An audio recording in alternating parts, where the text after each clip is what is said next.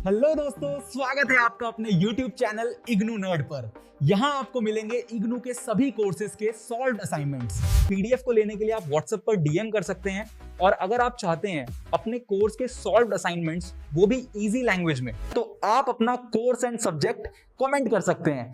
तो चलिए शुरू करते हैं आज की वीडियो।